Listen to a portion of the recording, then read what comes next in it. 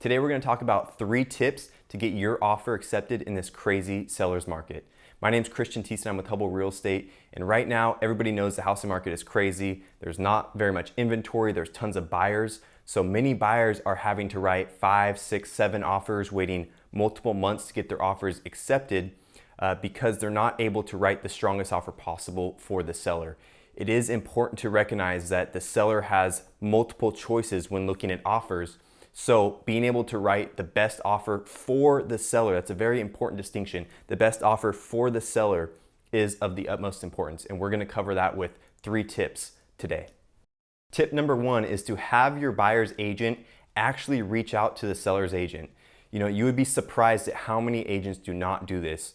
On all the houses I've listed, I've only had a handful of agents actually reach out to find out what is important to my seller. Money is always going to be a factor, of course. If you have something listed at $500,000 and you come in at $460 and someone comes in at $500, or someone comes in at $500 and another one comes in at $510, that $510 is going to have the edge. But there are other factors besides money that can be very important to sellers. It is of the utmost importance to find out what those factors are. Let me give you a quick example. I had a house listed at $350,000. This is an older house, about 75 years old, so we knew there was going to be some repair issues with the house. Any normal process, there's going to be things that came up. So this seller was on a short timeline. She was trying to move out of state.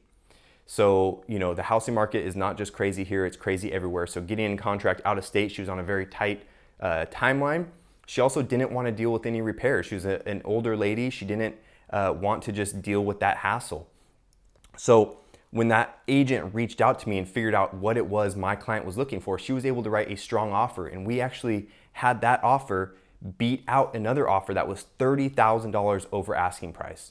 So money is not always the driving factor. There could be a lot of things in play that will push your offer over another in the seller's eyes. It is always important to remember the number one thing to look out for is you want to make the offer attractive to the seller. What is going to make it the most attractive offer to the seller? Is it money? Is it timeline? Is it inspections? Is it, they're moving out of state, they don't want to take furniture, so you have the option of buying the furniture in the house? All of those things could be options to make your offer stronger that you wouldn't even know about unless you actually contacted the seller's agent to find out what is important for that seller. Number 2, you have to be ready to act very quickly in this market. With so few houses on the market and so many buyers, when a house comes on the market, it's going to be flooded with buyers looking to purchase it immediately. So it is very important to be able to get in that house on the first or the second day on the market to be able to see if it's a house you actually want to write an offer on. If it is, be quick in writing the offer. Do not wait around. Do not wait around. You have to be very quick, and you might even experiment with shortening the expiration of offer. Normally, a seller has 3 days to respond to your offer, but if you make that 24 hours or 48 hours, you might be able to get them to give you an answer, put an ultimatum on the seller, accept or reject within that short time period before they can even get other offers in. And again, if you're the first offer in, you put 24 hours on it and nobody even writes another offer, you've written a strong offer, you've taken these steps or these tips into consideration, you might just get that offer accepted before anybody else even has a chance to write an offer. I've had this work multiple times already in this crazy market. I've had buyers where I've worked with them for less than a week get their offers accepted multiple times now. Be quick, be able to write an offer that is strong with a short expiration to give the ultimatum to the seller. Before we move on to tip number 3, I just want to thank you for stopping by and watching this video. If you are finding it valuable, consider subscribing, hitting the like button. My name is Tiessen. I'm with Hubbell Real Estate. I do real estate here on the Central Coast, and I'd love to work with you in the future. Tip number 3 is very important. It's going to be longer because it is more abstract, but it is very important, so make sure to stick around. Number 3, look to build rapport at every available opportunity. Now, why would we want to build rapport? Well, people like hanging out with people that are like them. They like doing business with people that are like them. They like selling their house to people that are like them. And it is important to realize that rapport is more of an emotional pull on someone. Money, the amount that you're offering, the contingency periods, that's all logic. That's all, very hard concrete, but rapport is more on the emotional side. It pulls on that other side of human nature to make your offer stand out. So it's a very important factor. It's a very powerful tool to use in your favor. There's two types of rapport. There's rapport between agents and there's rapport between clients. Let me talk about agents first.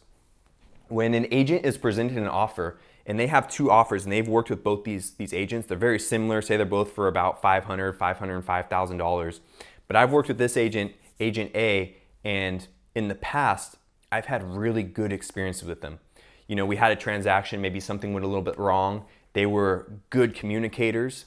They worked to get the problem solved. They worked to find a win-win solution to keep the deal together if that's what the clients wanted. And they were just generally easy to work with. Agent B is someone who, when there's problems that come up, their ego gets in the way, they stop communicating.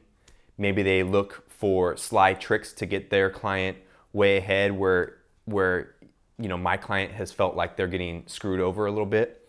When I am presenting those two offers, you better believe I'm going to tell the client how smoothly I think that transaction is going to go based on my experience with the agent. The same thing with lenders too, by the way. So agent to agent rapport is very, very important. This should start at the very beginning. And if you're a client, it might be hard to tell, how your agent's rapport is with other agents in the area. But you should be able to find clues in your interactions with them. If you're seeing red flags with them during your interview process when you're out seeing houses, that might be an indication that they're not the best at building rapport. Maybe, you come across or they come across as someone that is very good at building rapport, and you can reasonably assume that they're going to do that with other agents as well. It's very important. Do not underestimate this. Number two, building rapport between clients. How can we do this? During a showing, look for opportunities to find similarities between you and the sellers. Perfect example. Let's say you have a young family. You have a newborn baby. You're buying your first house. And you're walking around this house and you see a crib. You see family pictures on the wall. That is an area of similarity where that family might want to see a new family come into their house and experience the same experiences and situations that they had raising their young family in that house. How can you build that rapport between the clients? A very simple way, which has been very popular in the past, it's kind of falling out of favor a little bit now, and I'll touch on this in just a second, is writing a letter to the sellers with your offer. Now, this could be a great opportunity to express that you have a new family, that if you saw baseball memorabilia, that you too love baseball, you want to watch the games with your friends on the weekend.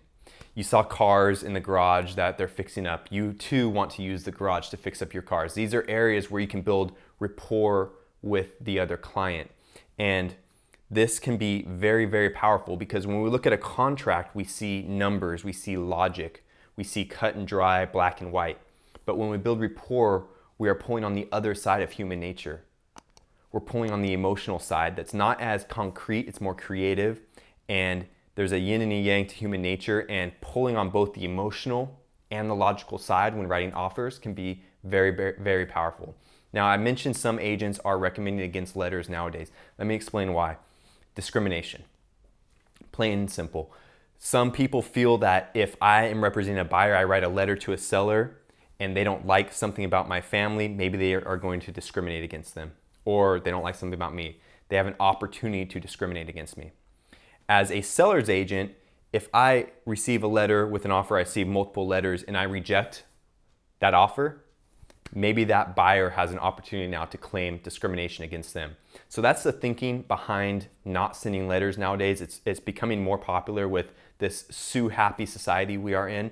However, I don't necessarily agree with it. And this is going to be a decision you have to make with your agent.